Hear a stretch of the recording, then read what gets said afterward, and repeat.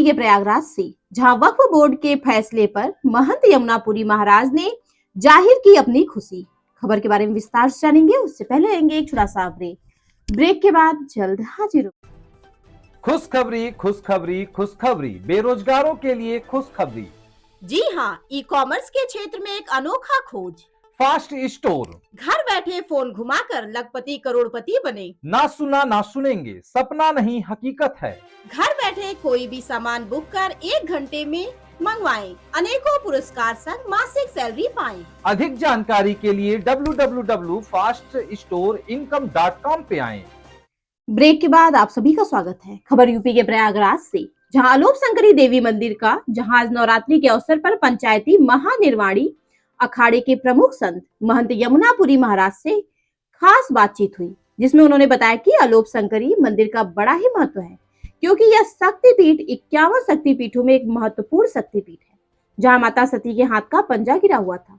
लोगों का ऐसा कहना है कि जब भगवान शिव माता सती को लेकर जा रहे थे तो उनका पंजा इस स्थान पर गिरा था, जहां श्रद्धालु हर समय दर्शन करने आते रहते हैं। और ऐसा लोगों का कहना है कि यहाँ पर दर्शन करने से जिसकी जो मनोकामनाएं होती है वह माता आलोप शंकरी देवी पूरी करती हैं। आइए सुनते हैं प्रमुख संत महंत यमुनापुरी महाराज की जुबानी। देखिए यूपी सेंट्रल से स्टेट इंचार्ज मनोज सिंह की रिपोर्ट।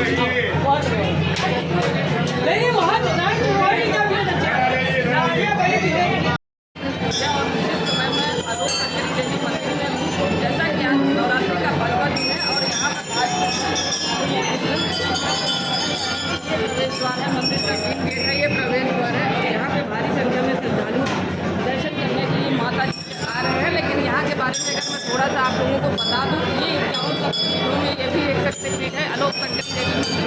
यहाँ पर लोगों की इच्छाओं मनोकामनाएं होती है, लेकिन आपको मैं बता दूं कि यहाँ पर सुरक्षा व्यवस्था की पूरी तरह से चाक चौबंद है। और यहाँ पे आप देख सकते हैं कि श्रद्धालु भारी संख्या में है। हम इनसे भी कुछ बातचीत करना चाहेंगे।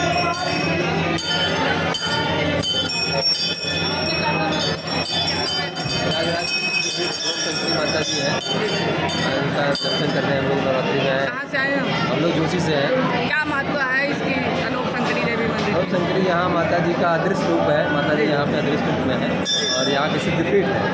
आप भी दर्शन करने आए? हाँ। क्या नाम है? पवन मिश्रा नाम है।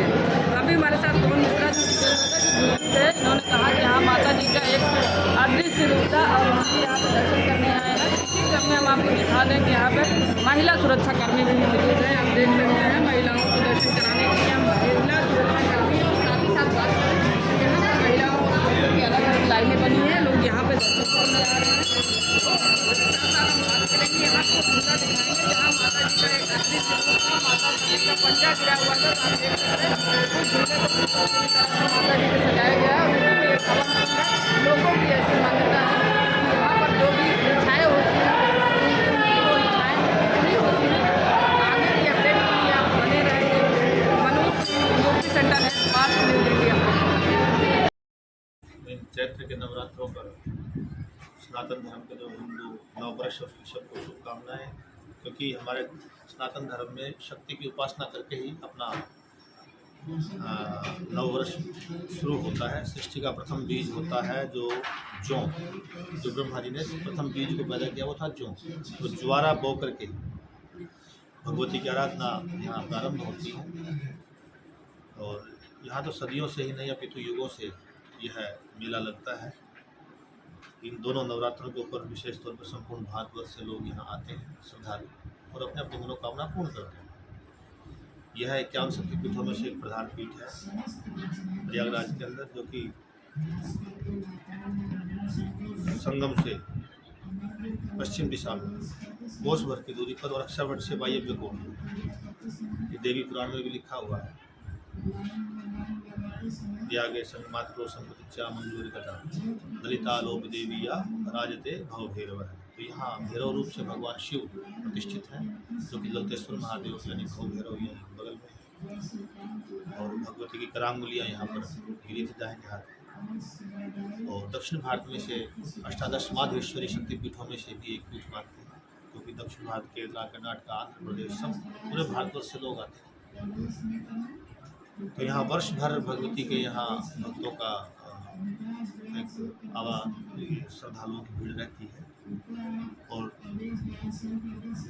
युगों से ही साधु सन्यासी, योगी, यति, सब गृहस्थ सभी यहाँ अपने अपने मनोकामना पूर्ण करते हैं, अपने अपने जप अनुष्ठान भगवती को समर्पित करते हैं।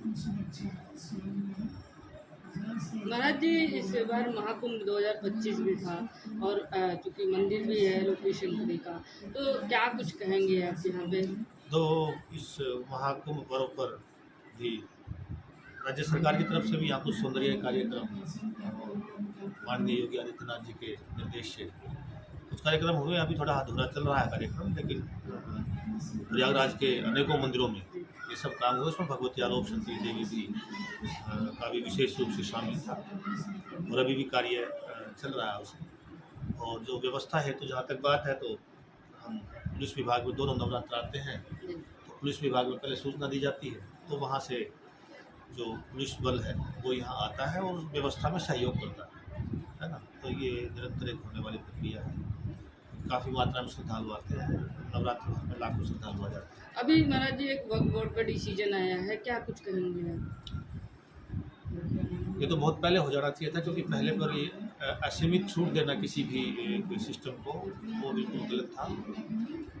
और भारतीय संविधान के अंतर्गत जैसे हम लोगों को हमारी जो भी ज़मीनें हैं, जो भी कुछ है, उस पर अपना हक दिखाना है या कुछ भी है, तो हम सीधे कचहरी और कोर्ट आदि में जाते हैं, डीएम के माध्यम से, एसडीएम के माध्यम से उन कामों को सुलझाते हैं। हमारे पूरे जितने मठ मंदिर हैं सब उसी के उसमें तो आते हैं। कोई स्वतंत्र सत्ता ऐसी नहीं है कि यहाँ का कोई हिसाब किताब ही ना हो। यहाँ लेखा जोखा ऑडिट होता है, जब सारा जो भी भगवती का यहाँ से जो दान प्राप्त होता है उसका ऑडिट होता है, उसका खर्चे का विवरण होता है, कहाँ होता है। तो यहाँ वहाँ नहीं, वो अंधे खाते की तरह नहीं चलता है कुछ। तो वहाँ पर भी जो गवर्नमेंट ने किया है वो बहुत बेहतरीन किया है, अच्छा किया है। और इससे जो वास्तव में जिनको ज़रूरत थी उस वक्त बोर्ड की, उस प्रॉपर्टी की, उस ज़मीन की, उन लोगों तक वो लाभ पहुँचेगा, ये हम पूरी आशा और विश्वास के साथ ऐसा मानते हैं कि जिनके निमित्त वो दिया गया था दान, कम से कम उन गरीबों के काम आएगा, वो उसी धर्म के गरीबों के काम आए। हमको कोई इसमें वो नहीं है। तो ये एक अच्छा बिल पास हुआ। अभी हमारे साथ है महंत यमुनापुरी महाराज जी, हम इनसे बातचीत कर रहे थे और उसी के क्रम में उन्होंने वक्फ बोर्ड का समर्थन किया है। नमस्कार, बने रहे। Manoj Singh, UP central head, fast news India.